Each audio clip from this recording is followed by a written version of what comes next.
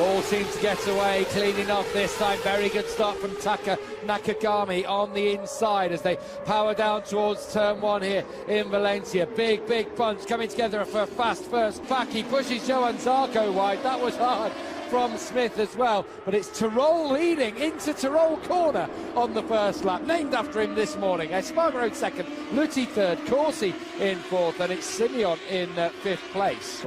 He almost makes it look easy, and it's not. He's past Bradley Smith now. Tremendous stuff from Nico Tyrol. As we said, as we ride with him, this is his best ever Moto2 qualifying. It's taken them time to adjust to Moto2. There's been glimpses that the former, thriving on this one at the front with Espargaro second, Lutti in third, there's Corsi, and there is Marc Marquez. Look who's coming through with him, Gino Ria, of course, finishing on the podium in the Malaysian Grand Prix. I wouldn't say in similar conditions, but it was, of course, again, make up some marks, make up some positions, see where he is when they come across the line. He was 11th across the line. And I'm sure he hasn't been able to pick anyone up, actually. He's in behind Mika Kallio now, so it will get harder. He's 3 points before dropping back. And so Simon's someone lasting very long, to be honest. Gino Ria is full of confidence, isn't he? He's following Marquez through now on Kallio. They've got Iannone as their next man in front, and they're picking their way through the order. You'd say that's pretty sensible strategy, wouldn't you? Just about see him through the spray. Of course, it was Alex De Angelis who came out on top in Malaysia, but he's not riding here this weekend. He took all the skin off his finger in a crash in Australia. He's been replaced by Mattia Pizzini here this Rosi still battling it out for third place. Well, Mattia Pizzini might be good in the wet, but he's not going to be so good here. He's already been off the track and has dropped right back. Oh dear. Just having a look down the order, Bradley Smith 16th, Scott. This race has got a long time to settle. Perhaps Nico Tyrol can get it. Certainly in the 125cc class, he was very capable of winning races like this. He's won in the wet, and he's had problems in the wet before. He was up around 180 yesterday. Calm down, Nico. I don't want to see that going up there again. Well, that's like sprinting. That'd be full-out sprinting. I can't imagine that it'd be like that. He'd be here. Tyrol really has built up a bit of an advantage. Over 2 seconds now between him and Julian Simon. Yeah, Simon now, who's got past Paul Espargaro finally. I'm sure Marquez, we joked at the start how much caution he would show, but he's not going to do anything silly with the big test on Tuesday. But how he'd love to win a race in front of his... And it looks like Paul Espargaro is going to come with a little bit of pressure from Simone Corsi, just beginning to drop back a little bit. Part of his lap of the race does go to Julian Simon. So former winner here, 2009 in the one. Corsi also through on Paul Espargaro now up into third place. Marc Marquez still in behind Jordi Torres. And still Gino Ria sits behind it. Marquez did put him through, but it wasn't happening. Yeah, they were losing time. I'll do it myself, and he's going to try and get up to the side of Jordi Torres on the brakes to turn one. I don't think he's got the space to do it then.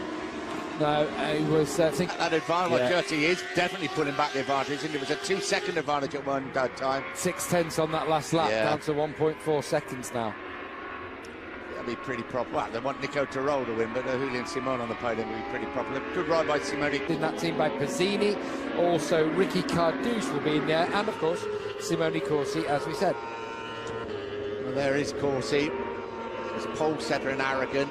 Tom Luthi made a great start, but he's dropping down a little. I think Iannone would take top spot by two Grand Prix wins. Yeah, against Luthi's award. Luthi would need 4th or higher. Well, Julian Simon really has got Nico Tyrol in his sight. 2 125cc world champions, both very low 149s. It's almost like the roles are reversed. Sorry, Ian. That he's going to follow. He's going to follow Gino Ria now. Actually, fastest rider on the track is Julian Simon. Yeah. And I tell you what, he looks very, very comfortable at that pace as well. Probably not so bad for Moto2, but MotoGP people will be looking at that with great interest and keeping a big eye on the weather. Yeah, could be some gambles to come in MotoGP. We know it's back out to 1.2. There is Marquez, 9th place, Gino Ria, 8th. Jordi Torres, as Gab was saying, they've got past in 10th spot. It's Corsi, Paul Espargaro, Xavier Simeon. And Rio through on a does have to succumb. Did someone run off there? I saw a puff of smoke going through the final corner as they come down through. Corsi, no, they all look still to be there. Yeah, there is Corsi, Paul Espargaro. Through on a Goethe, but the Goethe's bike was in such a position that he couldn't put it in. Could see the spots of rain on the crane cam as they go through Doohan corner. Now down into Nico Tirol corner. It'd be fitting, wouldn't it, after naming the corner after him, if he could go on and win this with a low 148. And only Simon really is anywhere close to that. Xavier Simeon is the fastest of the chasing group. That old half there a we bit are. better. That's a bit more like it. The air ambulance hasn't arrived to whisk him off. Station for a Goethe, but I think they want to get through on Luti because he's just dropping back from Simeon now. Agata must be having flashbacks now to Japan. He was one of the riders that Marquez bounced off as he came through the field on the opening lap. Gino Ria is excellent in the wet. Here they come, three abreast. Dominic Goethe on the brakes, goes through. Can he make it stick? It's Marc Marquez at the back of the group. That was some move by Dominic Goethe as Gino Ria, in fact, runs it a bit wide. The fact, though, that Goethe forced it. Marquez up the inside of Tom Luthi. You remember that final lap in Qatar? It's like a long time ago, that opening Grand Prix of the year. Marquez went on to win. Luthi was absolutely furious. First bend of the last lap at the front. For the Belgian rider in Grand Prix racing, he's got through, and will he be able to join this party there? A long way behind, 6 seconds down, but a really big group forming now. Dominic Goethe is loving this. He really is enjoying. Joins in behind Scott Redding, but that's down in 18th place. Desperate end to the season. And a change at the front as well. Yeah. Julian Simon's gone through on Nico Tirol now across the line. Fast in the wet. Now, it was Corsi coming round on the outside. I don't know whether it just upset him or whatever. It looked like he kept the bike going. Target on the side of his bike. Julian Simon, of course, he finished runner-up in that first Moto2 World Championship a couple of years ago, but never won a race. Chasing his first ever Moto2 victory. He's come right through the field, Zarco. It's a great ride by Xavier Simeon, isn't it? He led the way, didn't he, on Friday in very difficult conditions. And also Dominic Goethe has been on the podium before. Zarco never ruled him out. Was he 9th in the World Championship? Oh, someone's just run it very, very wide indeed. Was it Corsi in that final corner? It looks as though it was Simone Corsi running it right into the... Look at it, there's a bit of asphalt on the outside there, and he's brought it back. From Nico Tirol. Final corner. Tirol's trying to go wide to cut very late across it to get the drive, but Simon sees that as just an open opportunity. Just you were talking earlier about dry spots appearing on the circuit. Well, they won't have to worry about that because the rain has started once again, and it's the heaviest we've had so far this afternoon. And this is going to be a problem, you know, even if they don't get a dry line, if they start to lose standing water on the track, then the abrasive new track surface is going to cause some tyre problems as we get to the end of the race. What they really need is they need a bit more heavier rain, so the takeaway is taking a little bit of advice at the moment, and Goethe moves into 3rd place. He was 3rd here last year. I don't think his hair's so long this year, is it?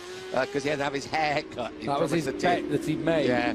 If he got the podium, a little having a tantrum, a strop in the gravel.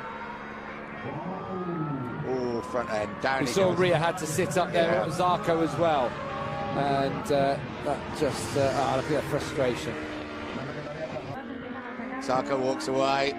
His season over. He's had a good season, but going disappointed. This is the man at the front, Julian Simon. It looks like the track is just changing in condition quite considerably now, and their lap time's going to have to respond to this. They're going to have to be, and that could be all to do with the changing conditions here. It looks extremely dark out there now on the track in Valencia. 149.2 from Simon, 149.6 from Tirol. The battle for 3rd is really hotting up as Simeon. Team manager of Inti Bluesons, Julian Simon's team manager, Ricard Gervais. Ricard, Julian seems very, very comfortable, able to up the pace when needed, but we started to see more rain coming now. Well, looks like it's rhythm, it's quite comfortable, but I repeat, I don't want to talk a lot, because if you talk a lot, then could happen something, but no, We believe that Straight back at him.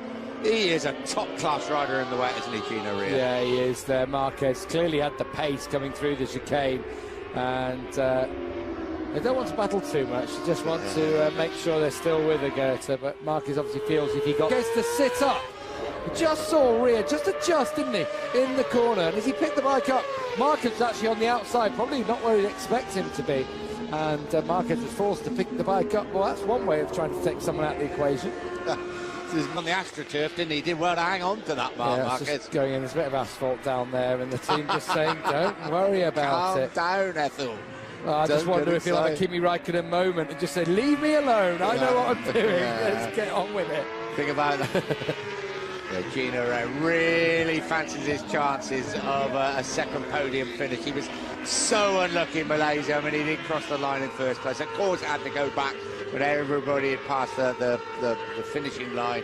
Well, that's almost allowed Ria now to have a good go at Kehebatan. You can see the rain falling. Is it getting heavier? Is it still coming down here now? It's still coming down, but it's pretty consistent. It's not heavy. Just a little bit heavier than the showers we had earlier. Patient, of course, while he is being patient, Marquez closes the gap on the ball. Well, no, but Dominique Kehebatan not taking anything away from him, because he's riding really well in third place. His pace is good. It's similar to that of Tyrrell and Simon ahead of him, and you can't knock him. Not on a suitor in this race. That's a really good spot. Very good spot, that.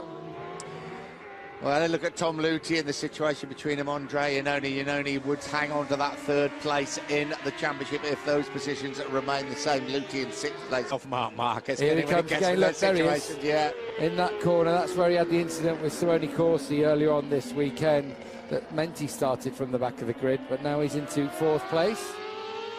I've got to say, he probably feels if he can get past. Moment for Julian Simon. He runs it wide. That's coming down into turn 8. That's going to close the gap. It's down to 1.5 across the line. He did really well to keep it on two wheels. Yeah, this race is fast. Thank you very much. I'll take advantage. I'm going to go through at turn 2. Kehebata's thinking, well, I don't deserve this. He just can't keep away from controversy, can he, Marquez? I don't think that one. No, to be honest, it was almost. He was just too quick. Let's have a look. Look, you can just see.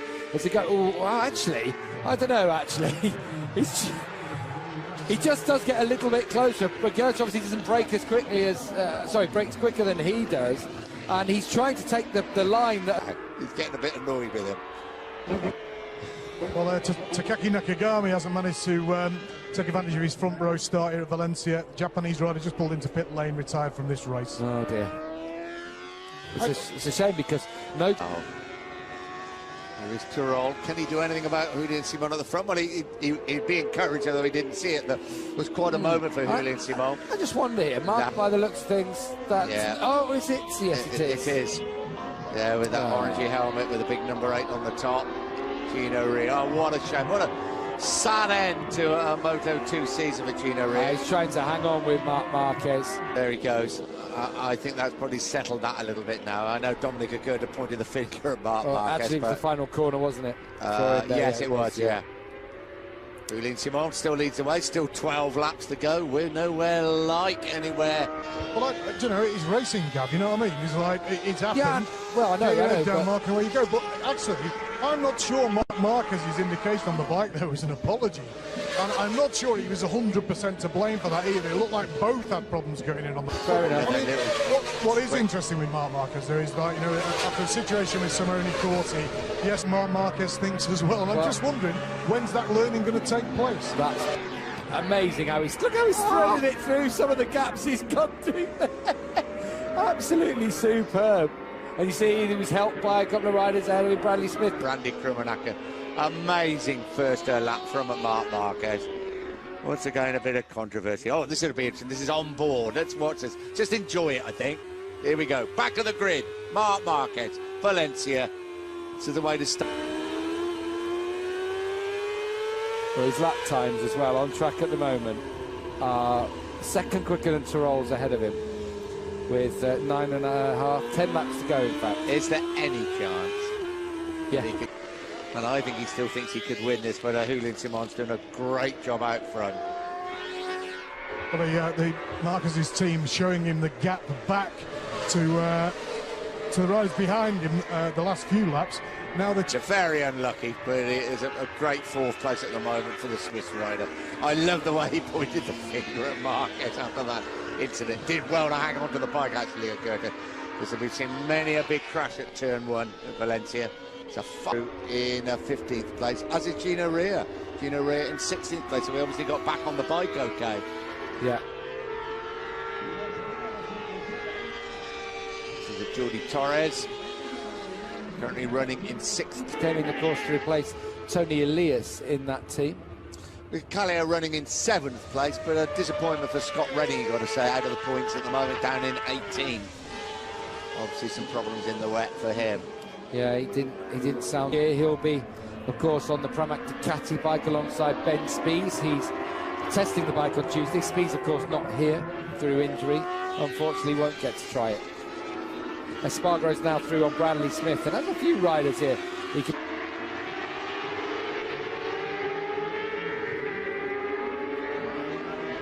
I'm still looking at the times because I'm trying to keep an eye on Marc. Well, he's just set a new fastest lap. Yeah. He was a second and a half quicker than Tyrrell on the previous lap.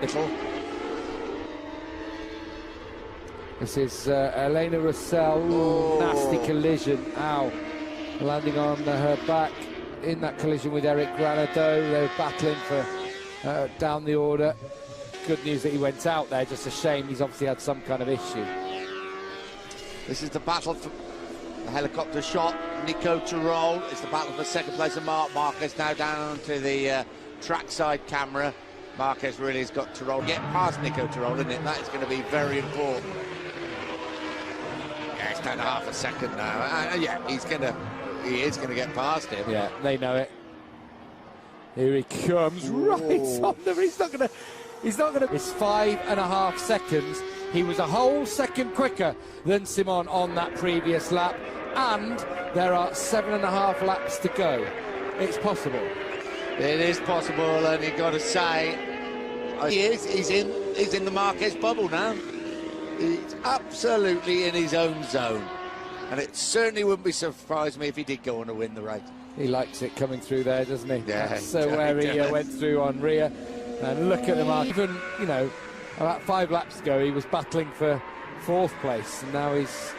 And he wasn't even having it his own way for a long time with Gino Rea and Dominica Goethe, but his mindset has changed. He suddenly realised, right, I wonder what just Marquez, exclamation mark. Yeah, don't tell him it's Marquez. Yeah. Yeah, look at that. Even on this lap, now he's got past Nico Tyrrell. He's closing the gap all the time. And he can see him. He's like a rabbit in the distance, isn't he? Or... No, they're going to change them, aren't they? No, they're going to be there. Brilliant. They're going to push him on now. And just to show what he's done, now he's battling with a Goethe. He's put, I think, 7 seconds between himself and a Goethe, and that was very, very recent. To the crowd, they are loving it. They've got a Spanish 1, 2, 3 here, but more than anything, they've got 3 world champions, 3, 1, 2, 5 world champions in the top spot. The last 3 years. The Moto2 world champion is now chasing down. Not easy for Julian Simon. He's been told that his lead is whittling down. I don't know if he knows it's Marc Marquez or not. I would think he's a pretty bright bloke, Julian Simon. He'd realise it probably is Marc Marquez, because he's Paul Espargaro. Yeah, he's come through that group with Bradley Smith. Seacoursy's dropped back as this race has gone on. He had a little bit of a clash earlier on in the race, didn't he? With Paul Espargaro. In fact, when Espargaro... That's why he accepted the Marquez thing, wasn't it? At the front, okay, 3 seconds now the gap. Marquez just done a 1:46.4. Simon did a 1:47.7. Marquez is a second, more than a second quicker than anyone else. A very, very tough final weekend in the Moto2 class for him. Bitterly, bitterly disappointed, but he can now concentrate his efforts on Tuesday. As can Andrea Iannone, who will ride the Ducati. We now ride with Marc Marquez, 4.5 laps to go. It's up there, but maybe it is. Maybe he's just on it now, proper on the adrenaline. And look, he's sliding. It's like he's riding in the dry here. He's just pushing so hard, knee right down.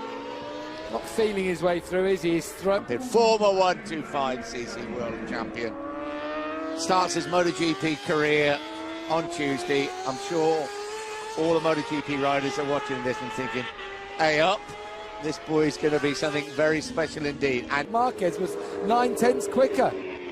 Like slight little bits of dry lines you can see just as they come through into turn 2, and another one through turn 3, all in the corner areas, of course. And that's how Julian Simon can react, to be honest, and if he can hold him up for a little while. he is the real deal, Marc Marquez. We know that. Back of the grid, yeah, we know he can get a little bit hot-headed, a little bit aggressive sometimes. Some people will say, why not?